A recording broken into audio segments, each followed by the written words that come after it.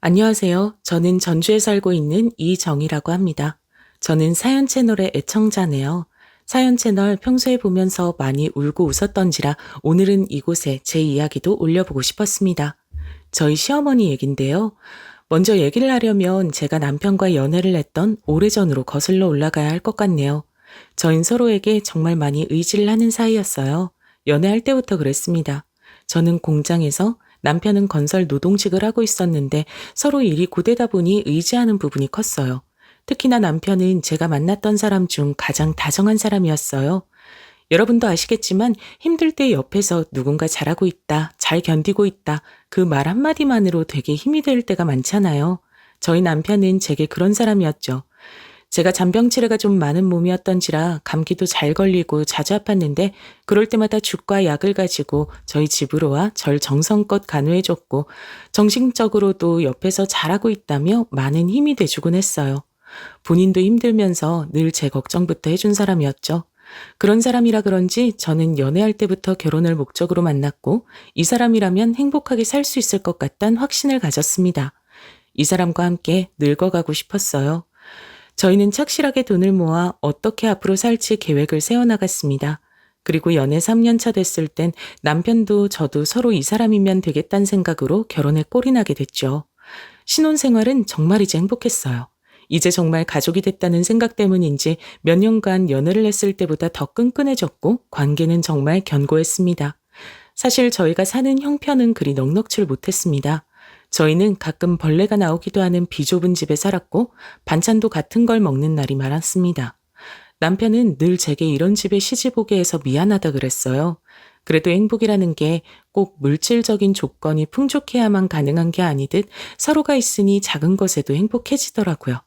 그리고 언젠가 이렇게 아끼며 열심히 살다 보면 또 좋은 날이 올 거란 생각에 그저 하루하루를 저도 남편도 열심히 살아나갔어요. 하지만 이 결혼 생활이 파편이 되어 쪼개지기 시작한 건 결혼 2년 차 때, 그러니까 제가 28살, 남편이 30살 때였습니다. 어느 순간부터 남편이 갑자기 술을 찾기 시작했어요. 평소라면 쓴맛이 싫다며 술은 입에도 잘 대지 않는 사람이었는데 집에 술을 숨겨놓고 먹거나 저보고 제게 소주를 사오라고 시키는 등 이상한 모습들을 보이기 시작했죠. 전 남편에게 왜 자꾸 술을 입에 대냐고 건강 상하면 어쩌느냐 잔소리를 했지만 남편은 그때마다 괜찮다며 저 몰래 술을 집안에 들여놨습니다. 그때부터 싸움이 시작됐어요. 제가 남편이 숨겨놓은 술을 발견하면 화를 참질 못했고 소리를 질렀고 남편도 제게 맞섰죠. 정말 싸움 한 번 없던 우리였는데 남편의 술 문제로 이렇게 될 줄은 꿈에도 몰랐습니다. 저는 밤마다 남편으로 인해 악몽을 꿨고 결혼 생활이 정말 이대로 무너지는 건 아닌가 두려움에 시달리기도 했어요. 그러던 어느 날 남편이 잔뜩 술에 취한 채 집에 들어왔죠. 그날은 심지어 시어머니 생일날이었는데 그것도 잊어버린 거였죠. 어찌나 시어머니를 뵐 면목이 없던지 전 그 자리에서 소리를 질러버렸습니다. 당신 정말 왜 이렇게 변했어? 힘든 일이 있으면 말을 하라고 술만 찾지 말고 옆에서 보는 사람은 얼마나 속이 타는지 알아? 그런 거 없다고 했잖아. 그냥 술이나 사와. 남편은 정말 뻔뻔하게 그지없었고 그런 모습에 시어머니도 혀를 내두르셨습니다. 남편은 점점 폭력적으로 변해갔어요. 술을 제때 사오지 않으면 제게 주방 도구들을 던지기도 했고 어느 날은 재떨이를 벽에 집어던져 부숴버리기도 했죠. 오래 연애를 하고 만났지만 이런 남편의 모습은 처음인지라 전 점점 남편의 모습에 질려갔어요. 당시 저는 남편과 아이 계획도 가지고 있었고 생활도 점점 안정화되어 가고 있던 터라 아이 낳고 잘 살고 싶은 생각뿐이었는데 저의 이런 꿈과 기대는 모두 물거품이 돼갔죠. 시어머님 역시 변한 남편의 모습을 보고 참 당황스러워 하셨습니다. 그래서 좋지 않은 몸을 이끌고 와 절 대신해서 와서 남편에게 소리치기도 하고 혼을 내기도 하셨죠. 하지만 남편은 자기 어머니에게조차 술을 가져오라는 말만 할 뿐 방구석에 틀어박혀 밖으로 나오질 않았습니다. 그러던 어느 날 남편의 친구가 절 찾아왔어요.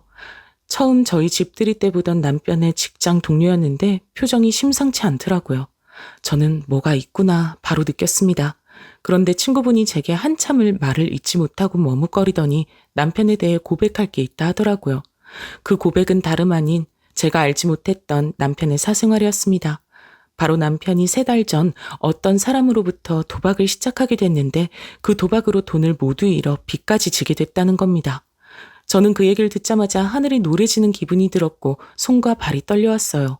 지금도 빚을 지고 생활하고 있는 형편인데 대출을 끼고 들어온 집인데 대체 어쩌려고 도박에 빠지고 빚까지 또 지게 된 건지 전 남편의 그런 무책임함에 치가 떨렸습니다. 너무도 화가 나 견딜 수가 없었어요. 저는 남편이 들어오자마자 멱살을 잡는 심정으로 따져 물었죠. 당신 도박했어? 그래서 술독에 빠진 거야? 다 들었어. 다 들었다고. 어쩌다 그렇게 한 거야. 우리 이제 어떻게 살라고. 내가 돈 아끼려고 어떻게 살았는지 몰라? 내가 죽어도 도박 같은 건 쳐다보지 말랬잖아. 아무리 힘들어도 그런 걸로 돈 벌 생각하지 말랬잖아. 저는 그때 정말 생활비 한 푼이라도 아껴 쓰기 위해 부단히 노력하고 있었어요. 마트에서 장을 볼 때조차 채소 하나, 생필품 하나 소비할 때마다 가격을 확인하지 않은 물품이 없었고 제 옷이나 화장품 같은 건 늘 가장 저렴한 거거나 생활비가 부족할 땐 아예 쳐다도 보지 않았어요. 그래도 괜찮았습니다. 모두 저와 남편의 미래를 위해서였으니까요. 더 나은 미래를 위해서였으니까요. 그런데 남편의 빚 액수를 들으니 그야말로 하늘이 꺼지는 것 같았고 이대로 끝이구나 싶었습니다. 저는 그 길로 방 안에 들어가 펑펑 눈물을 흘렸어요. 그리고 남편에게 말했습니다. 우린 끝이라고. 갈라서자고요. 그런데 남편이 다음날 술이 깨고 나서 제 방으로 와 애걸을 시작했죠. 다시는 술 입에도 되지 않겠다고 자신을 버리지 말아달라고요. 정희 너 이렇게 매정한 애 아니잖아. 미안해. 고칠게. 정말 고칠게. 새 사람 될게. 도박도 술도 다 끊을 거야. 나 한 번만 믿어줘. 믿어줘. 남편은 믿어달란 말을 수없이 반복했고 나중엔 제 앞에서 무릎까지 꿇었습니다. 그리고 저도 그런 남편을 보니 차마 이 사람을 버리고 갈 수가 없겠더라고요. 술과 도박에 빠진 사람과는 헤어지는 게 답이었겠지만 차마 오랜 세월 제 옆을 지켜준 이 사람을 매정하게 내버리고 갈 수가 없었어요. 이 사람의 남은 삶이 너무나 피폐해질 것 같았죠. 그래서 저는 오래 고민한 끝에 남편에게 말했습니다. 좋아. 그럼 새 마음으로 다시 시작하자는 거야? 대신 이젠 술도 쳐다보지 말고 당연히 도박은 근처에도 가지 마. 약속해. 그럴게. 약속해 정이야. 고맙다. 정말 고마워. 나만 믿어. 남편은 절 껴안으며 고맙다고 말했고 성실히 일만 해나가기로 약속했습니다. 앞으로 빚을 갚기 위해 얼마나 일을 해야 할지, 얼마나 더 허리띠를 졸라매며 살아가야 할지 막막했지만 그래도 남편의 변할 모습만을 생각하려 애썼어요. 그리고 남편은 저와 약속을 한 이후론 정말 술은 입에도 되지 않았고 원래 다정한 남편의 모습으로 돌아가고 있었어요. 그러던 어느 날이었어요. 피곤한 몸으로 자고 있던 와중 누군가로부터 전화 한 통이 걸려왔죠. 저는 오늘 야근을 하고 있을 남편이라 생각했고 받았죠. 그런데 다름 아닌 그 목소린 전에 집에 찾아온 남편의 친구였습니다. 이거 어쩌죠? 재수씨, 지금 문수가 또 도박장에 간 모양이에요. 또 얼마를 빚으려고 제가 말리려 했는데 소용이 없더라고요. 도박장이 어딨냐면요. 문자로 주소 보낼게요. 얼른 가보세요. 그 순간 저는 머릿속이 새하얘졌습니다. 그리고 차를 끌고 불이 나게 도박장으로 달려갔고 거기서 저와의 약속은 까맣게 잊은 채 술과 담배에 찌들어 도박에 빠진 남편을 볼 수가 있었죠. 전 도박장으로 천천히 들어가 남편의 얼굴에 손을 올려붙였고 마땅히 제가 해야 할 결정을 했습니다. 갈라서기로요. 그리고 저는 어머니께도 이 사실을 알렸어요. 저는 당시 시어머니와 꽤 각별한 사이였습니다. 한 집에 살아 정도 많이 들었지만 시어머니께선 늘 며느리인 저를 딸처럼 생각해 주시는 항상 제게 고마우신 분이었습니다. 남들은 시집살이로 힘들다 어쩌다 하지만 저희 시어머니만큼은 심성이 고우셔서 힘든 일은 본인이 하시면 했지 절대 시키지 않으시는 분이었어요. 제겐 친어머니의 정을 느끼게 해주신 그런 분이셨죠. 그런데 그런 분에게도 상처를 드려야 하니 마음이 편하지 않았습니다. 어머니, 죄송합니다. 아가야, 네가 많이 힘들었지? 어쩜 좋니 이걸. 내가 널 볼 면목이 없다. 그간 너무 고생 많았다. 그 말밖에 할 말이 없어. 다만 딸 같은 너를 잃어야 하니 그게 마음이 너무 아프구나. 아니에요, 어머니. 이게 왜 어머니 탓이에요. 정말 죄송합니다, 어머니. 시어머니는 끝내 울음을 터뜨리며 힘들어하는 절 따뜻하게 안아주셨고, 나도 못 말리는 자식인데 괜찮다고 끝까지 절 다독여 주셨습니다. 그렇게 전 그리 사랑했던 남편과 이혼을 하게 되어 혼자 살게 됐습니다. 하지만 막상 홀로서기를 해야 한다 생각하니 많이 막막했어요. 다행히 딸린 자식은 없었지만 그래도 뭐로 먹고 살아야 하나 하루에도 수십 번 생각이 오갔죠. 그러다 익숙한 식당 주방으로 돌아가 일을 시작했고 근처 고시원에서 살면서 근근히 제 몸 하나 먹여 살리고 있었어요. 그런데 마지막에서 일했던 식당 사장님께서 갑자기 제게 말솜씨가 좋다며 영업직을 해보는 게 어떠겠냐고 제안하시더라고요. 영업직이요? 우리 조카가 보험 설계사인데 돈을 상당히 많이 번다 하더라고. 물론 뭐 말만 잘한다 해서 성공하기 쉽지 않겠지만 그래도 한번 해보는 게 어떤가? 전 처음에 거절했습니다.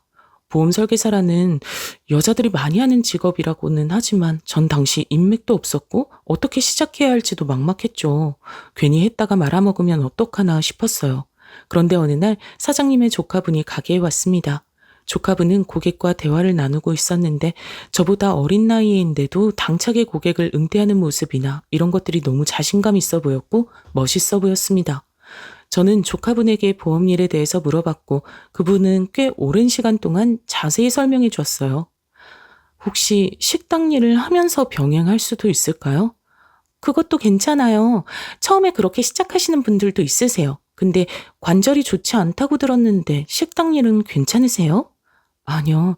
젊었을 때 하도 몸 쓰는 일을 많이 한 데다가 몸이 원체 약하게 태어나서 그런지 요즘은 이곳저곳이 많이 쑤셔요.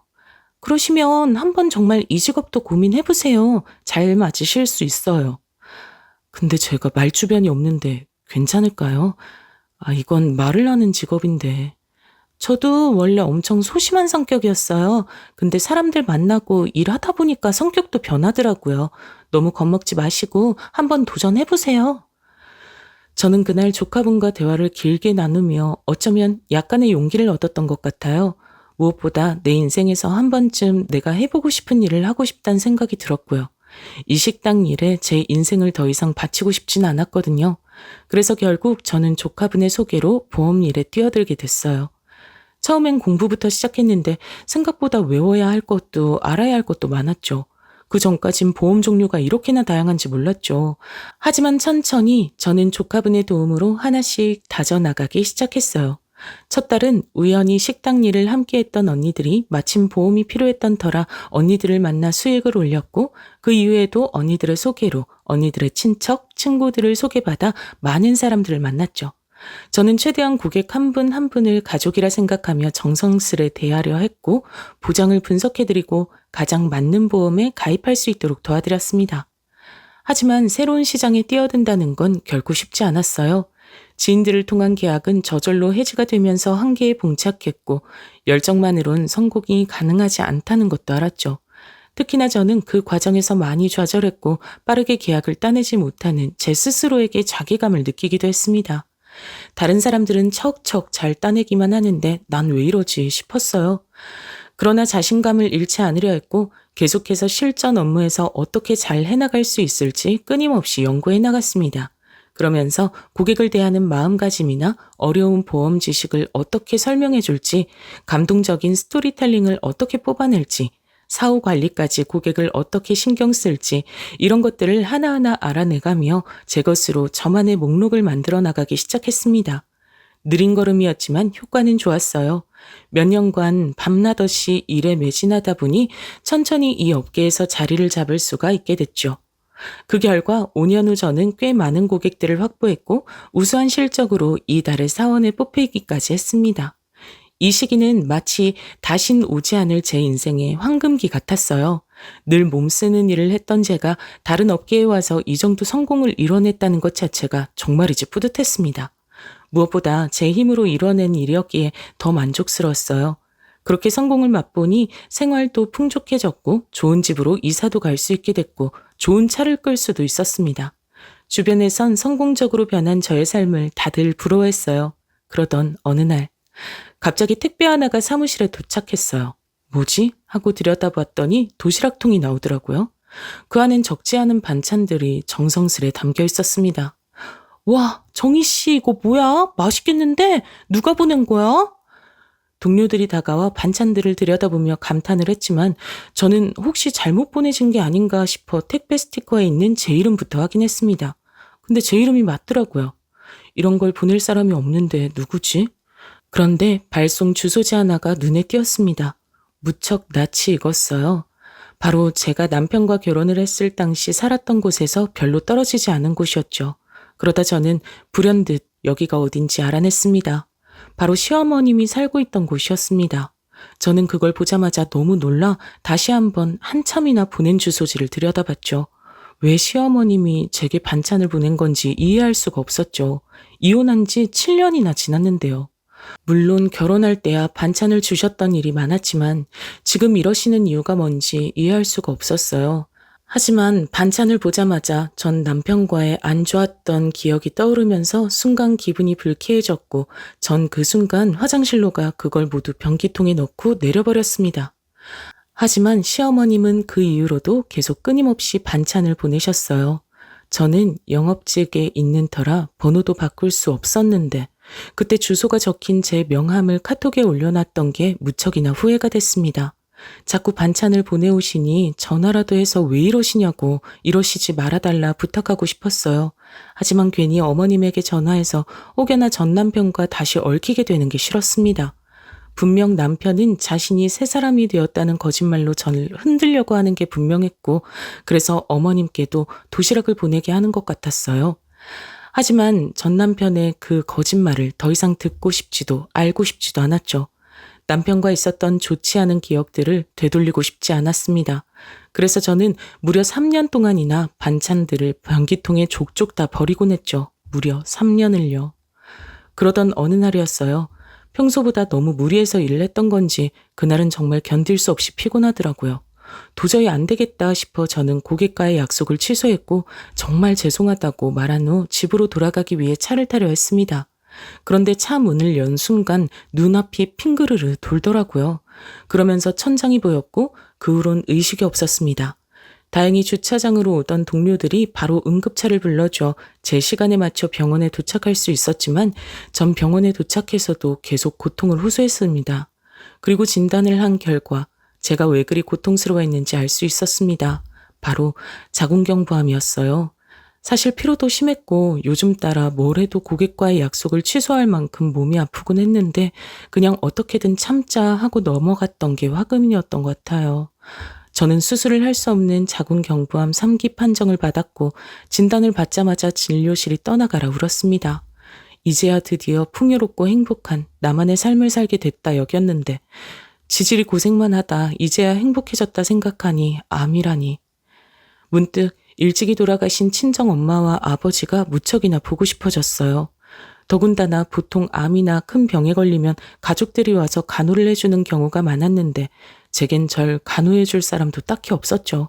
제 가족이었던 사람과는 이미 오래전 남이 됐고 그 이후 저는 제가 모셔야 할 고객들만이 제 세상의 전부였으니까요. 문득 그 사실이 참으로 슬프게 느껴지면서 마치 바다 한가운데 떠있는 섬처럼 외로워졌어요. 그래도 저는 이것조차 씩씩하게 이겨내리라 다짐하고 선생님께서 추천하시는 항암 치료와 방사선 치료를 병행하는 치료를 받기로 했습니다. 병원도 고주파 온열암 치료기까지 도입된 좋은 곳으로 가서 입원 수속을 마쳤죠. 다행히 제 소식을 들은 주변 지인분들이 많이 걱정해 주셨고 항암에 좋은 정보들도 많이 알려주셔서 힘을 낼 수 있었어요. 그런데 사무실에 있던 동료 한 명이 때마침 제게 전화를 걸어왔어요. 언니, 병원이에요? 다른 게 아니고 사무실에 도시락이 또 왔는데 이거 어떡할까요? 아, 도시락. 잊고 있었습니다. 보험 일을 쉬면서 사무실 안 나갔던 터라 시어머니가 싸주시는 도시락을 잊고 있었죠. 동료는 어떻게 할까 물었고 전 차마 버리라 하지 못하고 대신 먹어달라 했습니다. 그런데 전화를 끊고 나니 불현듯 몸이 아플 때마다 절 간호해 주셨던 시어머님이 생각났습니다. 늘 제가 아플 때마다 죽을 들고 와 입안에 넣어주시고 물수건으로 이마를 닦아주시곤 하셨던 그 모습이요. 그리고 전 오래전 해야 했던 일을 이제 해야겠다는 생각이 들었죠. 용기를 내서 남편에게 전화를 걸었습니다. 전화번호가 바뀌진 않았을까 걱정했지만 컬러링이 몇 번 가더니 둔탁한 남자의 목소리가 들렸어요. 정말 오랜만에 듣는 목소리였죠. 남편이었습니다. 나야, 정희. 전 그 한마디를 내뱉곤 잠시 입을 다물었습니다. 남편은 제 목소리에 많이 놀라더군요. 정희? 당신 어떻게 전화했어? 어떻게 전화하긴 알고 있던 연락처로 했지. 다른 게 아니고 내가 전화한 건 당신이 어머니한테 시키신 일, 그거 이제 그만해줬으면 해서. 어머니 연세도 있고 어머님도 이제 힘드실 거야. 진작 말했어야 했는데 나도 경황이 없었어. 암튼 그만해줘. 그게 무슨 소리야? 내가 어머니에게 시킨 일이라니. 당신 어머니께 나한테 반찬 보내라고 안 했어? 내가? 난 그런 적 없는데. 모르고 있었던 거야? 놀랍게도 남편은 도시락에 대해 정말 모르고 있었습니다. 정말 처음 듣는다는 반응이었죠. 전 남편의 반응에 더 당황했어요. 정말 몰랐냐 재차 물었지만 남편은 꿈에도 생각지를 못했다고 말했고 거짓말 같지 않았습니다. 그럼 어머님께서 그냥 나한테 싸주셨던 건가? 왜 그러셨지 갑자기? 저는 남편에겐 일단 알았다며 급하게 전화를 끊었습니다. 하지만 해결할 수 없는 의문은 남아 있었어요. 그러더니 며칠 후 남편이 제게 할 말이 있다며 잠깐 만나줄 수 있냐 물었습니다. 허나 전 남편을 다시 보고 싶지 않았기에 거절했죠. 그러자 남편이 그럼 전화로라도 전해야겠다며 한참 뜸을 들였어요. 남편은 저를 불러놓고도 이상하게 한참 동안 말을 잇지 못했습니다. 무슨 일인데 얼른 말해봐. 사실은 그때 내가 술독에 빠져서 너랑 이혼한 후에 말이야. 어머니께서 많이 힘들어하셨어. 당신도 알다시피 어머니가 너랑 사이가 좋았잖아. 널 많이 의지하셨고. 근데 아무래도 네가 집을 나가고 난 다음부턴 이유도 없이 여기가 아프다 저기가 아프다 그런 말을 많이 하시더니 침대에서 계속 앓기만 하시더라고. 방 밖으로 나오시지도 않고. 난 술독에 빠져 있었으니까 그런 어머니 상태를 잘 알지도 못했어. 어머니한테 아버지가 있는 것도 아닌데. 근데 어느 날 집에 가보니까 어머니가 변해 계시더라고. 나한테 넌 어딨냐고 왜 같이 안 왔냐고 물으셨어. 난 너무 놀랬고 어찌할지도 몰랐어. 그런데 하는 행동들이나 말이 이상해서 어머니를 억지로 병원에 끌고 갔더니 치매라고. 치매가 진행 중이라고 하더라고. 뭐?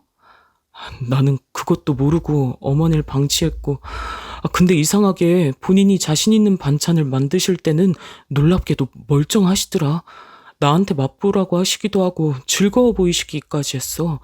마치 내가 알던 원래의 어머니 같았지. 난 어머니께 너무나 미안해서 어머니가 음식이라도 만들면서 행복해하길 바랬고 어머니가 음식하는 걸 말리지 않았어. 근데 그 음식을 당신한테 보낸 줄은 꿈에도 몰랐어. 미안해. 당신 곤란하게 해서 여러 가지로 당신에겐 다 미안해. 근데 난 정말 몰랐어. 저는 이 모든 이야기를 듣자마자 그만 눈물을 흘리지 않을 수 없었습니다. 못난 며느린 변기의 반찬들을 버리며 그 모든 기억을 잊으려 했는데 기억을 잃어가는 와중에도 절 생각하려 했다는 것이 너무도 죄송스러웠어요. 저는 남편과 전화를 끊고 난 후에도 치매에 걸린 와중에도 음식을 해주신 어머니 모습이 머릿속에서 떠나지 않았습니다. 몸이 아픈 와중에도 그 모습만은 마음속 깊이 눌러앉아 있었죠. 그러다 전 남편에게 전화를 걸어 어머니를 보고 싶다고 말했어요.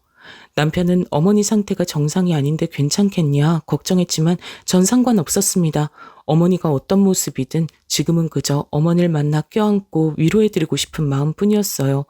그리고 절 친딸처럼 대해주셨던 거, 그 어머니가 너무 보고 싶었습니다. 그래서 저는 주말에 어머니를 만나기 위해 원래 살던 곳으로 향했습니다. 어머님 마치 제가 올 걸 알기라도 한 것처럼 현관문 앞에 서 계셨어요. 머리는 잔뜩 헝클어져 있었고 옷은 조금 흐트러져 있었지만 어머니의 얼굴은 여전히 따스했습니다. 어머니, 저 왔어요. 저 알죠? 제가 묻자 어머니는 천천히 제 얼굴을 탐색하듯 보셨고 어머니와 저 사이엔 잠깐의 침묵이 흘렀습니다. 그러다 어머니께서 갑작스레 절 껴안으시고 제 볼을 쓰다듬으셨어요. 우리 며느리 왔구나. 아유, 잘 왔다. 내가 보고 싶어 왔지? 전 고개를 끄덕이며 어머니의 주름진 손을 꼭 잡아드렸습니다. 어머님 마음의 병이 깊으셨던 건지 그 사이 너무나 많이 늙어 계셨어요. 하지만 저를 포근하게 감싸주셨던 그 미소만은 그대로셨어요. 어머닌 마치 제가 며느리였을 때처럼 부랴부랴 절 소파에 앉히곤 밥을 해주겠다며 부엌으로 들어가셨어요. 많이 시장하지? 조금만 기다려라. 금방 해서 줄게. 그 말과 함께 어머님 부엌에서 요리를 시작하셨습니다. 곧이어 집안에 칼질하는 소리, 묵국 끓이는 소리, 전 부치는 소리들로 가득해졌죠. 정말 시끌벅적했던 옛날 생각이 저절로 나더군요. 저와 남편이 일이 끝나고 들어올 때쯤 밥을 하시던 그 소리들이 그대로 재현되는 것 같았어요. 남편은 어색하게 제 옆에 앉아 그런 어머니 뒷모습을 지켜보고 있었고 저 역시 어머니를 바라봤습니다. 그런데 문득 어머니의 쪼그라든 뒷모습과 서리가 내려앉은 것 같은 하얀 머리를 보며 처음 이 집에 왔을 때가 생각이 났어요. 어머니를 처음 뵙는다는 생각에 너무 긴장해서 청심환까지 먹고 들어왔는데 긴장이 무색하게도 어머니께선 들어오자마자 너무 잘 왔다며 음식을 한 상 차려주셨죠. 정성껏 무친 더덕무침, 조기구이, 계란말이, 된장찌개, 불고기. 너무나 정성스러운 한 상이었어요. 어머닌 손수 젓가락으로 더덕무침을 제 밥 위에 올려놔 주셨고 저는 그 밥을 입안에 넣었죠. 그리고 식사를 마치고 과일상을 내어오셨을 때 어머니는 허심탄회하게 얘기를 시작하셨어요. 우리 애한테 얘기 들었어. 친정어머니와 아버지도 없이 자랐다며 고생이 많았겠다. 나도 실은 아버지를 일찍 여의는 바람에 집안이 가난하고 힘들었어. 그래서 시집도 일찍 갔고.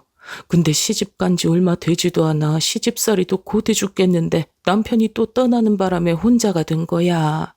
남편 없이 아들 셋을 키우려니 얼마나 막막했는지 그땐 참 외로웠지. 난 그때 나 같은 불행한 인생이 있을까 싶었는데 지금 생각하면 운명이지 뭐. 그래도 너나 나나 외로운 세월이 많았으니 우리 한번 도와가며 잘 지내보자. 시애미가 많이 부족하겠지만 그래도 도울 일이 있으면 언제든 말해줘. 꼭 도와줄게. 네, 어머니. 어머님은 말뿐만이 아니었습니다.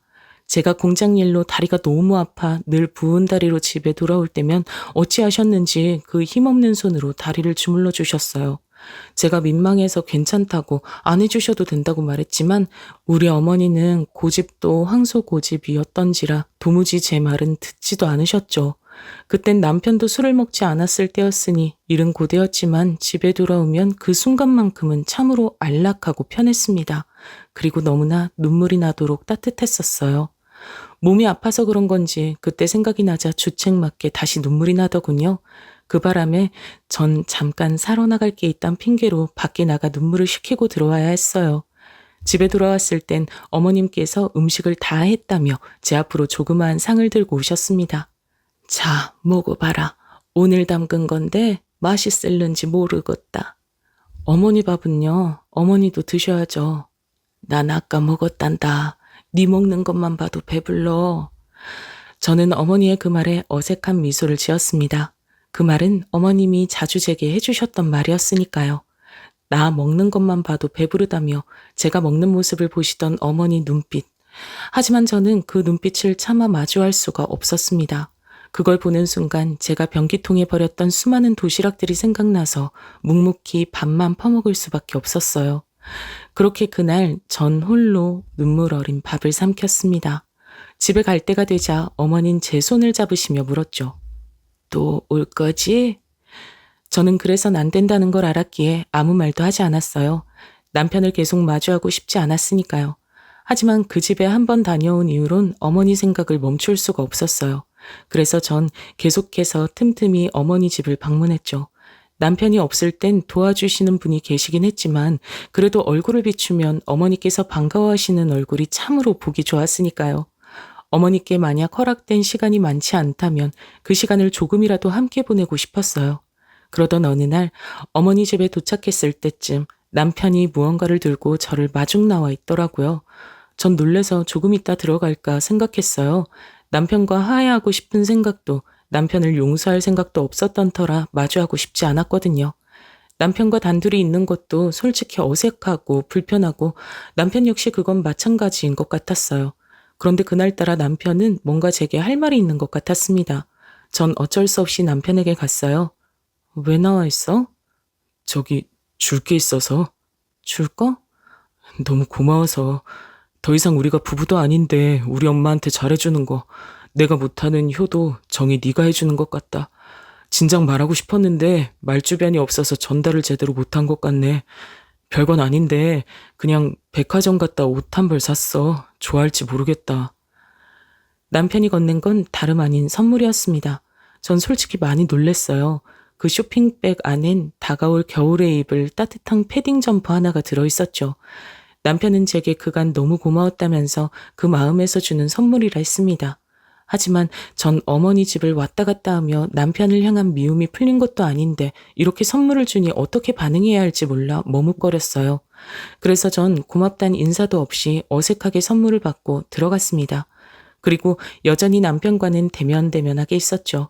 그런데 그날 어머니와 함께 저녁을 먹는데 전날 방사선 치료의 영향이었던 건지 갑자기 속이 울렁거리면서 열이 부쩍 올라가는 게 느껴졌어요. 머리가 어지러웠죠. 약을 급하게 찾으러 가방을 둔 방으로 뛰어들어갔지만 그마저도 못 걷고 그만 엎어져 버렸습니다. 쿵 소리가 들리자 어머니도 남편도 모두 놀라 뛰어들어와 절 부축해줬죠. 그때 남편이 절 드쳐업고 근처 응급실로 데려갔습니다. 그리고 제가 암에 걸려 치료를 받고 있다는 사실을 알게 됐어요. 남편의 반응은 생각보다 격했습니다. 왜 진작 얘기하지 않았냐며, 왜 그 몸으로 어머님 집에 왔냐며 절 질책했죠. 그러더니 어떻게든 절 돕겠다고 하더니 방사선 치료 일정을 묻더군요. 하지만 전 이번에도 선을 그었어요. 더 이상 내 인생에 관여하지 말라고. 내가 온 이유는 어머니 때문이지 당신 때문이 아니라고요. 그 이유는 당신이 잘 알지 않냐고요. 그러자 남편은 고개를 푹 숙이더니 말을 이어갔어요. 정이야, 나 너랑 다시 합칠 생각 없어. 내가 무슨 낯으로 그러겠니? 나 그때 네가 나가고 어머니가 치매 걸리고 나서 정신 번쩍 들었어. 내가 정말 버러지처럼 산 거. 정이 너한테 정말 몹쓸 죄 지은 거. 아마 네가 그런 결심 안 했다면 나 여전히 그렇게 살고 있었을 거다. 그래서 고마워. 근데 나 몇 년간 네 인생 망쳤단 죄책감으로 많이 괴로웠어. 믿지 않을 수도 있겠지만 연락하고 싶었는데 부끄러워서 그럴 수도 없었고, 그러니 걱정 말고 내 도움 받아줘. 이렇게라도 갚게 해주라 정이야. 내가 부탁할게. 남편은 정말 진실된 눈빛으로 제게 빛을 갚게 해달란 부탁했어요. 그리고 그 이후 정말 제가 치료를 다니는 병원에 따라다녔고 온갖 치료들을 받는 동안 제 옆에 있어줬습니다. 번번이 오지 않아도 된다고 부담스럽다고 말렸지만 기어이 하루도 빼놓지 않고 저를 데리러 와 병원에 데려다주고 다시 집에 데려다줬습니다. 남편은 제가 조금이라도 불편해할까봐 행동 하나하나를 배려했고 무거운 것도 절대 들지 못하게 했습니다. 제가 어딜 가야 하면 대신 자신이 가서 일을 처리해주고 오기도 했죠. 그토록 미워하고 싫었던 남편이었지만 옆에서 절 뒷바라지하겠다며 애쓰는 모습이 싫지 않았습니다. 하지만 치료는 고통스러웠어요. 혹시 여기서 저와 같은 치료를 받아보신 분이 있으실지 모르겠지만 저는 정말 견디기 힘들었어요. 일단 설사가 멈추지 않고 계속되고 목 넘김이 너무나 불편했습니다. 의사 선생님께선 보통 이런 치료를 받으면 보이는 정상적인 반응이라고 했지만 그 정도가 심했어요. 특히나 백혈구 수치도 낮아 항암이 지연되며 마음이 초조해지기도 했습니다. 감정 기복도 전보다 심해졌고요. 하지만 남편이 옆에 있어주니 인정하기 싫었지만 그것만으로도 위로가 되고 용기가 되더라고요. 그러던 어느 날 모든 방사선 치료를 끝내고 마지막 내부 방사선 치료를 받는 날이었어요. 저는 이 치료가 특히나 아프다는 걸 알기에 잔뜩 겁에 질려 있었어요. 얼마나 아플까? 참을 만한 고통일까? 괜히 별의 별 생각이 다 들었습니다. 그런데 남편이 조용히 제 손을 잡아주면서 괜찮을 거라 말해주더라고요. 단 한마디였지만 전 그 온기에 마음이 놓이는 걸 느꼈어요. 그리고 오래전 부부였을 때로 돌아간 것 같았습니다. 우리에게 서로가 전부이고 서로를 끔찍히 믿었을 때로요. 다행히 방사선 치료는 잘 끝났고 전 남편과 저녁을 먹었습니다. 그리고 저도 처음으로 그날 남편에게 고맙다고 말했어요. 지금까지 와줘서 고마웠어. 당신도 생업하느라 바빴을 텐데 신경 써줘서 고마워. 그러자 남편은 제 손을 꼭 붙들었습니다. 그리고 한참 침묵이 흘렀는데 갑자기 남편이 붙든 제 손에 눈물 한 방울이 떨어졌습니다. 그건 남편의 눈물이었죠. 정희야, 정말 미안하다. 아까 밖에서 너 기다리는데 네가 암에 걸린 거 어쩌면 나 때문인지도 모르겠다는 생각이 들더라. 내가 어린 날 데려와 지질이 몇 년간 고생시켰으니 그리 모질게 굴었으니 그런 것 같다는 생각이 들었어. 아니야. 당신 때문 아니야. 그런 생각하지 마. 정희야, 정말 너한텐 못할 짓 너무 많이 했다. 미안하다고 말할 수 없을 만큼 미안해. 그럼 안 되는 거였는데 내 헛된 욕심으로 잘못된 길에 빠졌어. 내가 빚을 다 갚으면서 가장 후회했던 일은 정희 너를 잃은 거였어. 나한테 당신이 없는 빈자리는 너무 크게 느껴졌어. 전 남편의 진심 어린 참회의 눈물이 흘렀습니다. 사실 남편은 제 병원을 따라다니며 제 짐을 들어주며 행동으로 참회를 표현하고 있었어요. 저도 그걸 알고 있었고요. 마음속으론 남편을 용서할 수 없어 손을 잡아주지 않고 있었죠. 허나 이제야 저도 드디어 마음을 풀고 남편과 진정으로 화해할 수 있었습니다. 저를 이해하지 못하는 분들도 계시겠지만 남편이 완전히 변해버린 모습을 보니 믿음이 가더라고요. 그렇게 저희는 다시 합치게 됐고 부부로 돌아왔어요. 그리고 어머님은 증세가 점점 심해져서 요양병원으로 옮기시게 됐습니다. 이젠 치매가 심해져서 저도 남편도 못 알아보실 때가 있지만 그래도 저를 보면 짓는 어머님의 아이 같은 미소만은 그대로라는 생각이 들어요. 치매에 걸렸다 하더라도 제게 어머닌 그대로 어머니니까요.